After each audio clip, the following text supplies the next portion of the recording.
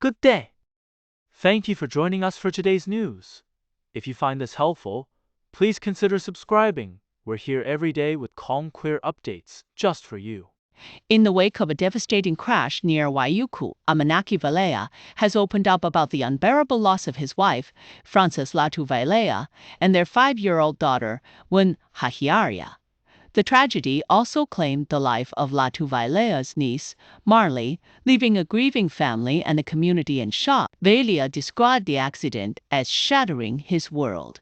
Emphasizing the immeasurable love and warmth that his wife brought into their lives, he paid tribute to his daughter, calling her a soul full of innocence and joy. The family has been left reeling, with Valea now raising their 3 sons alone.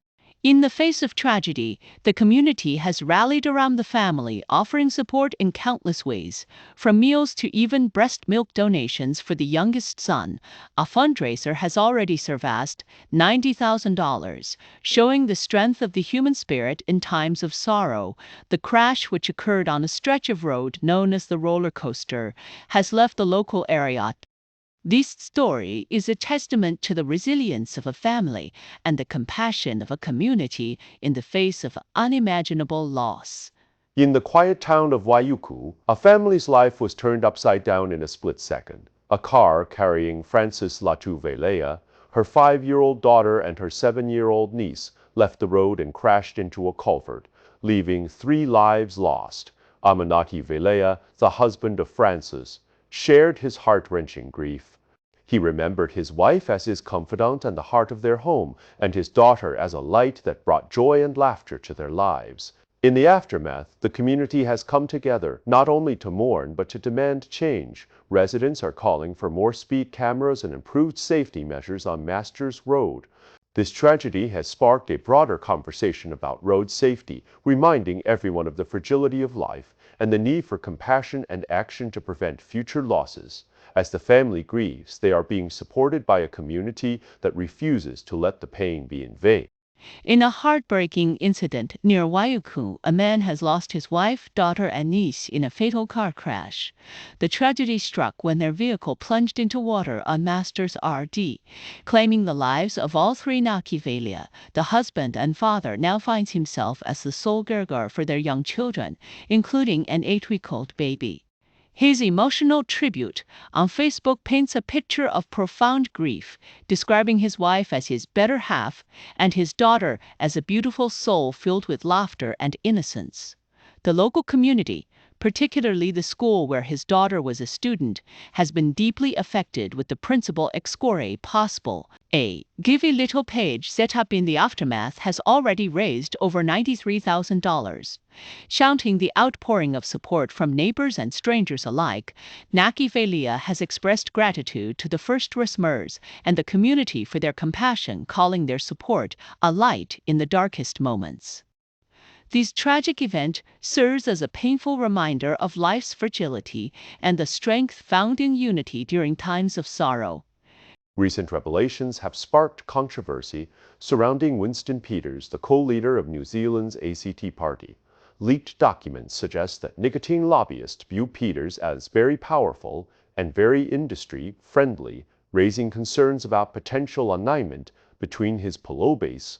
The documents obtained by Radio New Zealand reveal a detailed strategy by companies like JUUL and Philip Morris to influence New Zealand's regulatory landscape, including lobbying efforts Tapati, Influence, and even the New Zealand Defence Force. These efforts have raised questions about the long-term implications of such.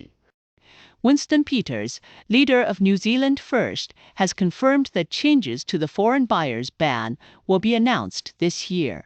He denied that his party is softening its stance on the policy, which was introduced in 2018 under a Labour NZ First coalition.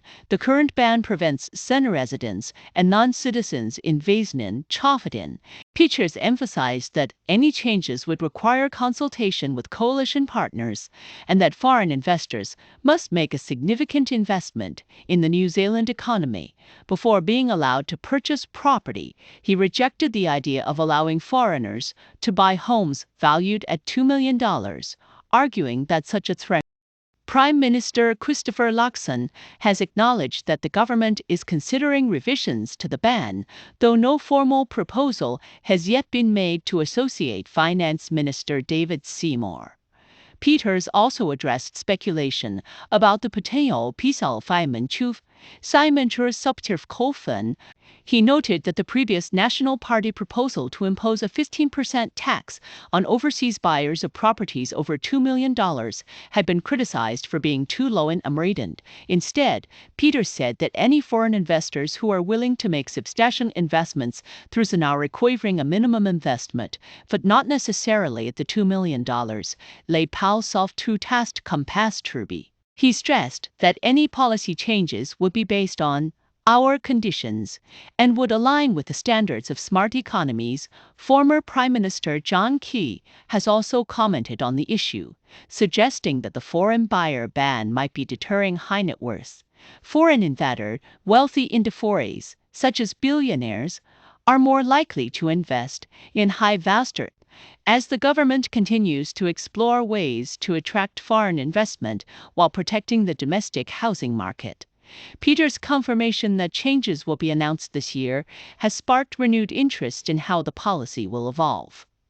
The introduction of a sustainable finance taxonomy in New Zealand aims to combat greenwashing in agriculture and forestry sectors, but faces strong opposition from groups like Groundswell and Federated Farmers. The initiative, supported by climate change minister Simon Watts, is part of a global trend to a feng-based. Critics argue that the policy is akin to climate denialism, while supporters see it as a crucial step toward transparency. It's time to test your brain power with a fun and educational trivia quiz from history and pop culture to science and sports. These questions are designed to challenge and entertain. One of the aftermost questions is, what are butterfly larvae called? This quiz is perfect for trivia lovers and casual learners alike. Whether you're looking to brush up on your general knowledge or just enjoy a quick mental workout, this challenge has something for everyone. Don't forget to send your own quiz questions to the team. Your favorite question might be featured next time. So are you ready to put your knowledge to the test? The U.S. Space Force is making a big push for international partnerships, including New Zealand. To prepare for potential space conflicts, the new strategy focuses wargaming and mission execution. While New Zealand is not a formal ally, its unique relations of American military, the U.S. is also expanding its space-based defense capabilities, with New Zealand playing a strategic role due to its geographic advantages and clear skies, which make it an ideal partner for space optree. As the U.S. continues to expand its space defense capabilities, the role of partners like New Zealand will become even more critical in securing the space domain. The world's highest court is about to make a decision that could reshape the future of climate policy. The International Court of Justice, ICJ, is set to issue an advisory opinion on whether countries have a legal duty to prevent climate harm and what the consequences are for those that fail to act. This comes after a campaign led by Vanuatu, one of the most vulnerable nations, to climate change and supported by 132 countries, including New Zealand and Australia. The opinion will address and not just current obligations, a concept that has gained traction in recent climate-related court cases. While the ICJ's findings won't be legally binding, they could have a powerful influence on global climate governance. Recent rulings in other courts have shown a mix of approaches, with some affirming a duty to protect the climate and others taking a more limited stance, as the next major climate may serve as a catalyst for more ambitious climate policies. For New Zealand, this moment is especially significant, as the country's current climate targets may be challenged by the court's findings.